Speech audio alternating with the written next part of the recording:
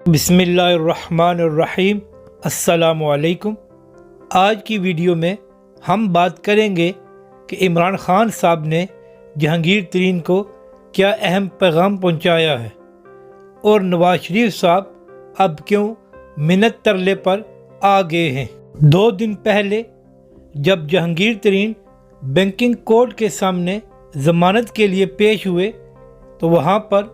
گفتگو کرتے ہوئے جہانگیر ترین نے یہ تاثر دینے کی کوشش کی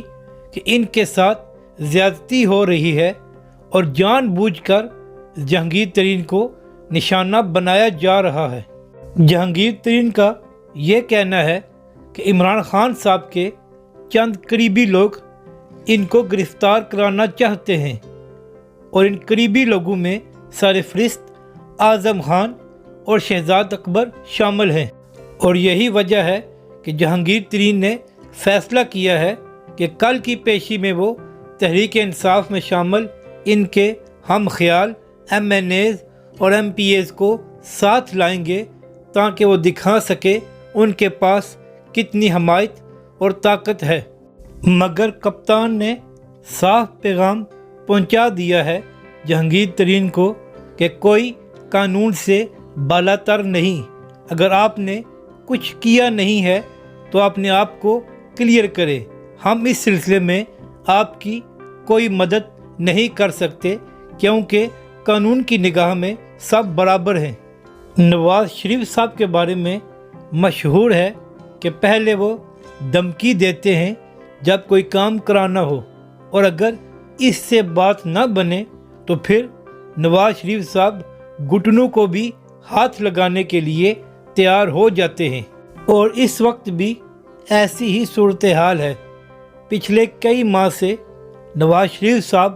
لندن میں بیٹھ کر اور ان کی بیٹی مریم نواز صاحبہ پاکستان میں پاک فوج پر اور آرمی چیف پر الزامات لگا رہے تھے اور عمران خان صاحب پر بھی دباؤ بڑھا رہے تھے، مگر اس سے ان کو کچھ حاصل نہیں ہوا، تو اس لیے اب بات منت ترلے پر آ گئی ہے اور نواز شریف صاحب اندرون ملک اور بیرون ملک اپنے دوستوں سے کہہ رہے ہیں کہ بات چیت کے ذریعے ان کے لیے کوئی آسانی پیدا کی جائے، اور نواز شریف صاحب کے بیرون ملک دوست وہ خلیجی ممالک ہیں جو اس سے پہلے بھی ان کی مدد کر چکے ہیں، اور اس وقت بھی